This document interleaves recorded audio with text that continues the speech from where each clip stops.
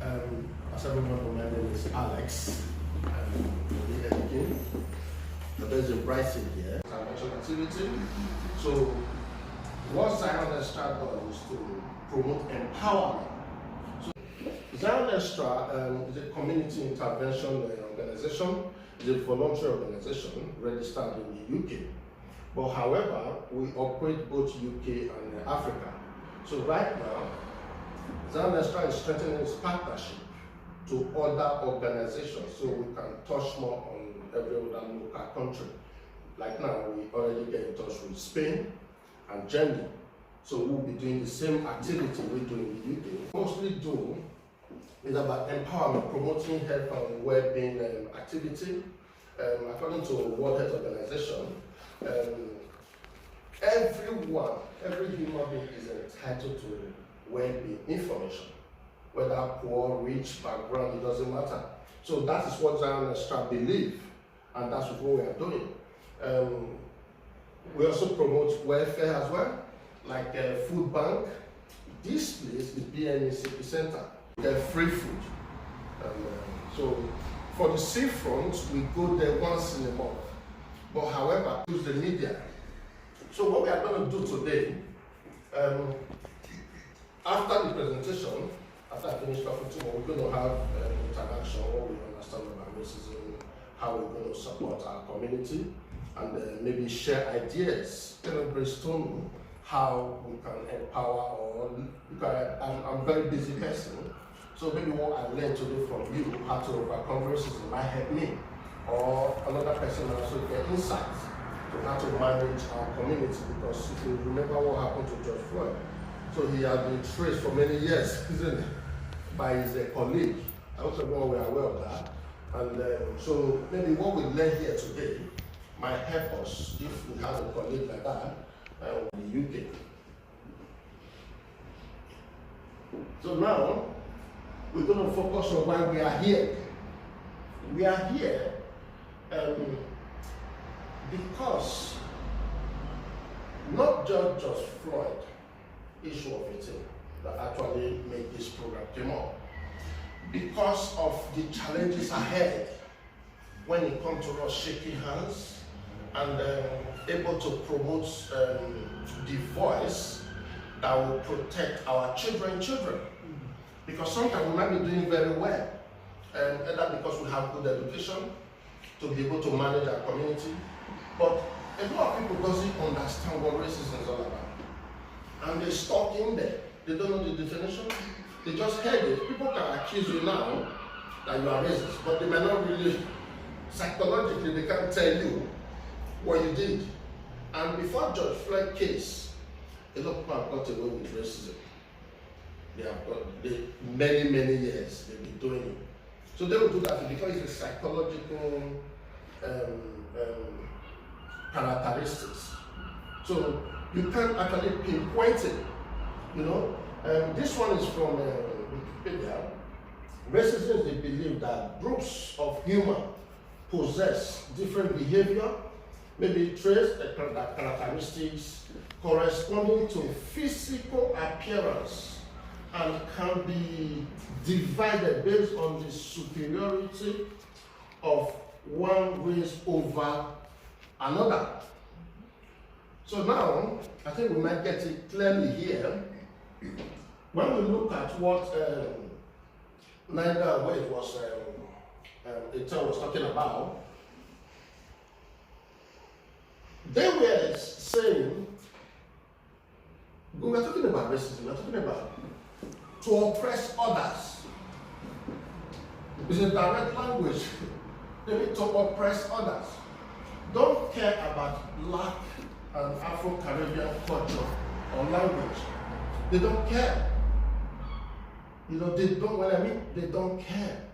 Those who have been nurtured from birth, when it comes to racism, they don't care.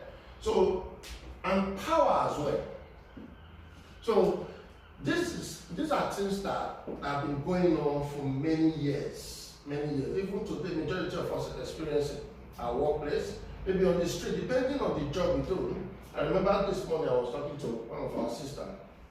I said, look, when we're talking about this racism or challenges of inequality, sometimes your position at work puts you in charge.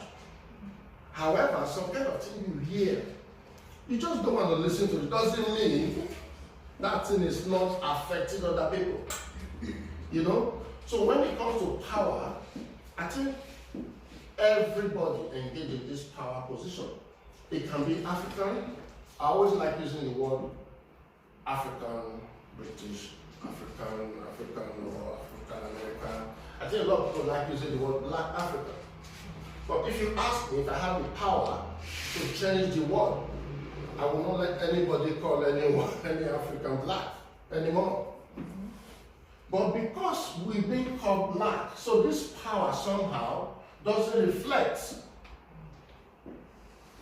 That's my experience. When it comes to power, it doesn't reflect. So you can be in a hospital now, maybe let me say,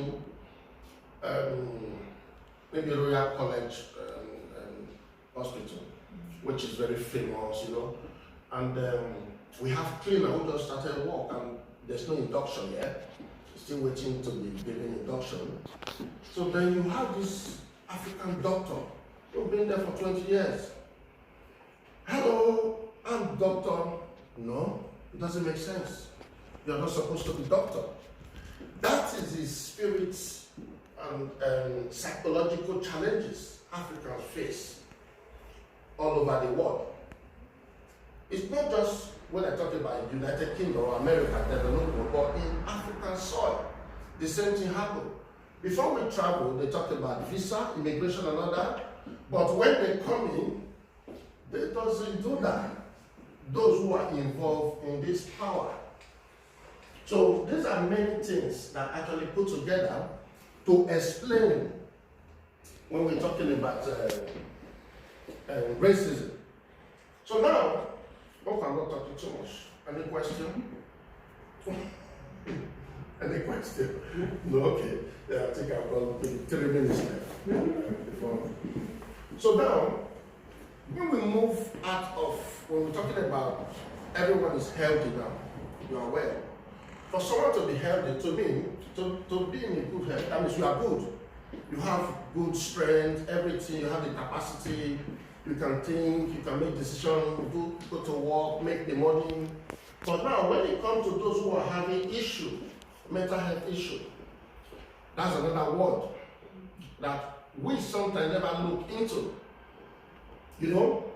So the question is, can racism affect those in this community? Those who have mental health challenges? Yes, it does. Yeah? Yes, it is. It could even be as a result of racism that caused them the mental health problem. Yeah? Yes. True. Yeah, it's a depression from pressure that makes people to break down. That's right. That led them to break down. Yeah. Okay. Not accepted by the community. More accepted by the community. Not accepted by the community. By the community. Okay. That lead them to have mental health issues. That the challenges, the Yeah. impact of the challenges in Yeah. community promotes the mental health issue that lead them to mental health hospitals, isn't it? Yes. Okay, now, there is one, I find it difficult to use that language, and I put it in red. Inequality, discrimination, these are things they face, isn't it? Yeah. How did they face that?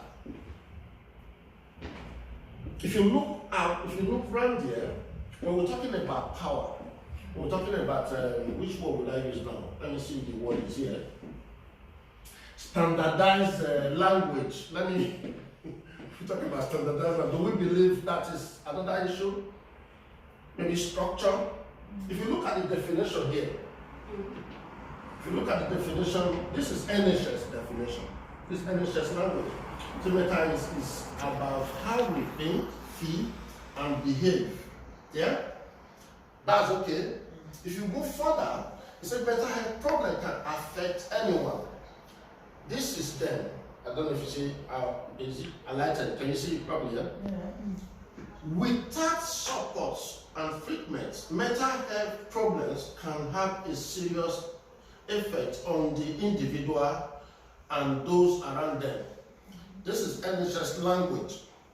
So now, if we come down here, this is where this one, to me, is a big challenge.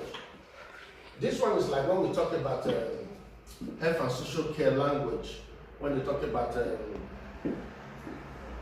bedroom care and lunch care. Or when we talk about, I don't know if you heard this language before, bedroom care. If you go to some houses now, their bedroom is different from what they have in the lounge. Because they're expecting you, they will make the lounge so beautiful.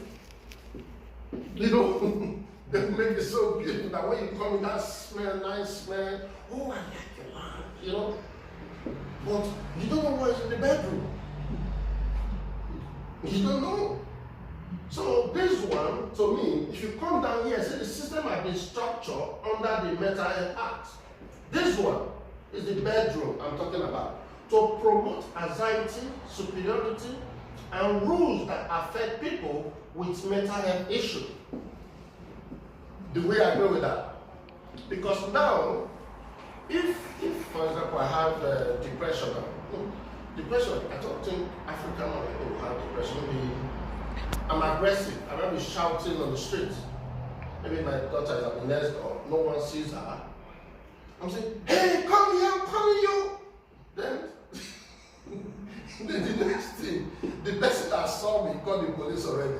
And I end up in mental health. What would they describe me? Was aggressive on the street, isn't it? Then, if we come down here, that is where the assessments come in.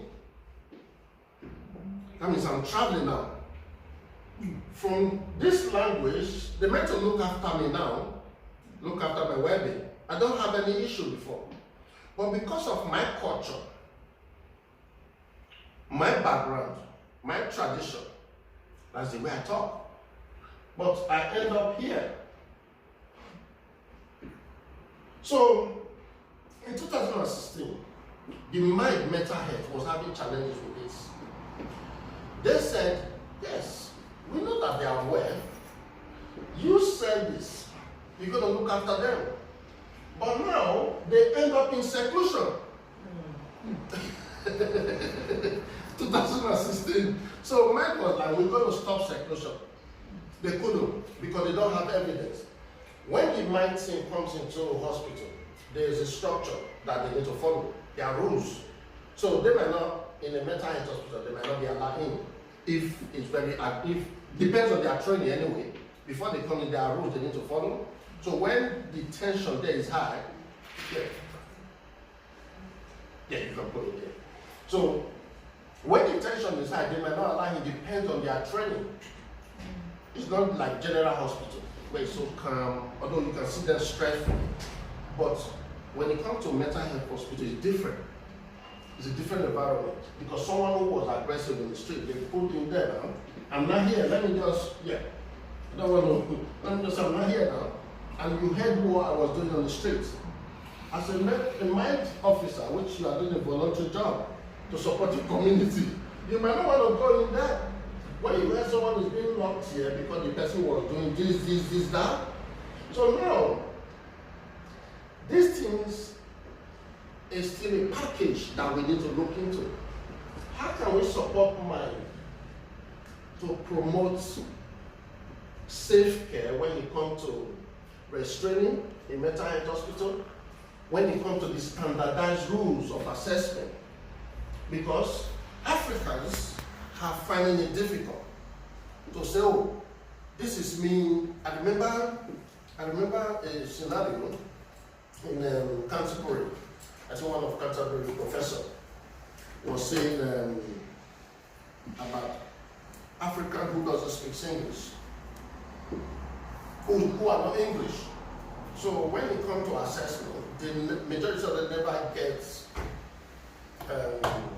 interpreter, an interpreter that is African to speak the African language. But it's common for them to have maybe Spanish or Italian, German, in that environment. But it's difficult for them let's look for African who speak African language. And some of them, like my name. My name is Osayende. It means God owns the day. So if I put it Osa, yeah? O-S-A, that means God. So now, if I was aggressive here, they say, what's my name? Maybe I want to speak English, I say my name is God. What would they think? How can he be God? Especially those who are religious. How can he be God? Well, I'm just telling you my name. Did you see the big difference now when it comes to assessment? So we're going to watch 2 minutes or 3 minutes video, I think, where we're going to observe name calling in mental health community. There's a woman that had an accident. She over, I think the child fell in the pit or somehow. You're going to listen. But however, she went far, just like I said, I might be shouting to someone, then they will describe me the other way around. You will see what happened. In order to promote people not going into this seclusion. That is one of the things that restricts mind from achieving what they were about to achieve. Because they said, if we can't stop people going into, if they can't structure Mental Health Act 1983, let's remove some of the rules, maybe the way they restrain and all that, the courts throw the case away because of this restrictive practice, because they couldn't win. So you might want to go get more information about that later. So 2-3 minutes. Any question maybe before we do the video? It's good to be here. Say it's nice to be here. It's good to be here. Nice to be No. here. It's good to be here. Nice to be It's here. nice to be here. My name is Sia. It's like see ya later alligator, but it doesn't mean the same thing. I was born in Cape Town, South Africa, but I've lived here for over 34 years. And I'm happily married to one wife, and there she is, only one. I don't collect them. I don't make a habit of collecting wives. So there's my wife. Yeah, praise that. Okay. A little bit about me. It's not about me, this is about us. Just to give you a background so that you understand where I'm coming from. I'm a diversity and inclusion coach. Yeah, I'm a motivational speaker, I'm a counselor, psychotherapist, and I'm a pastor. Yeah. So that's my background. But I want to talk to you, I want to share with you just 4 things possibly, and then I'll sit down. Do you mind if I take this off? Yeah. Yeah, is that better? Okay, good. Right. I like to see myself when I speak. I can see myself and smell myself. Okay, so just 4 things, and I'm going to sit down. One, Maya Angelou said that racism is an adult disease. We must never let our children catch it. No, you're not hearing it. Racism is an adult disease, and we must never story without having an AK-47 saying you bad, you're gonna lose them. You're gonna lose them. I'm gonna ask you to do 3 activities. One is, I'm gonna ask you now, because it's important. So, it's important that we understand that children don't have to have it, that we don't become victims, that we become victors, but also it's important for us to know this important thing. I'm going to ask you now to engage with me, okay? Right. No, you could have some. They say black people have got rhythm, you've just spoiled it, you know. Black people don't have rhythm. I know, you. We. One more time. I know,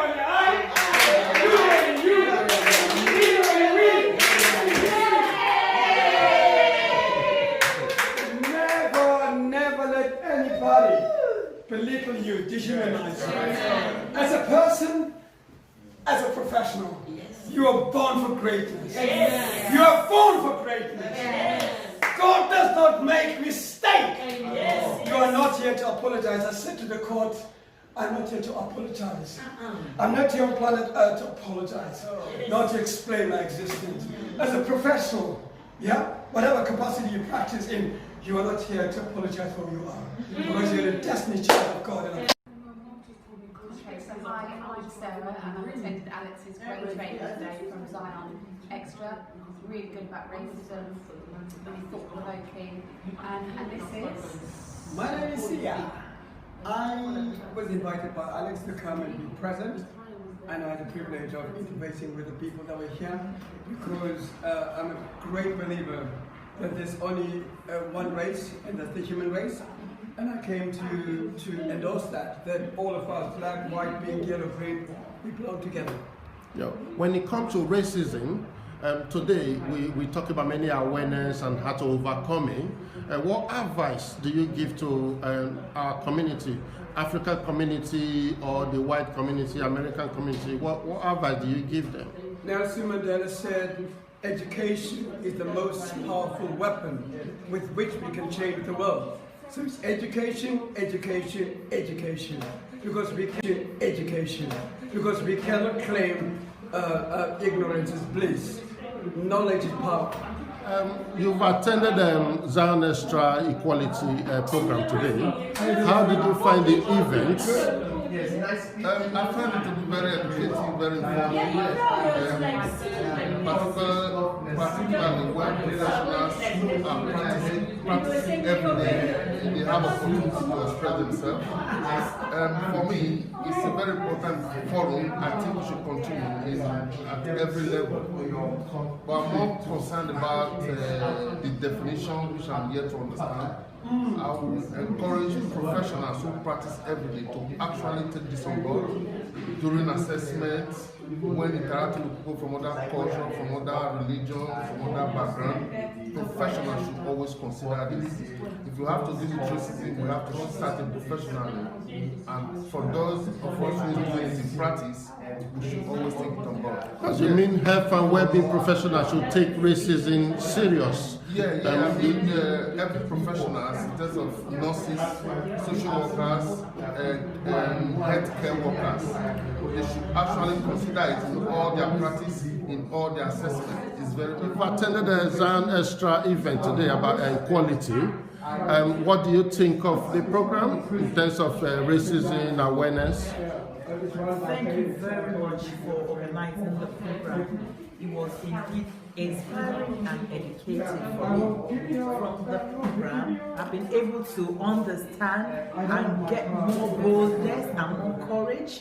I know that what I'm doing, I need to do more in my community. I need to stand firm. I need to empower other youth. I need to empower other professional colleagues, the nurses at work. I need to boost their courage. I need to speak out more for my community, and they need support from this program. I've understood that we can do much more because together we are in this matter.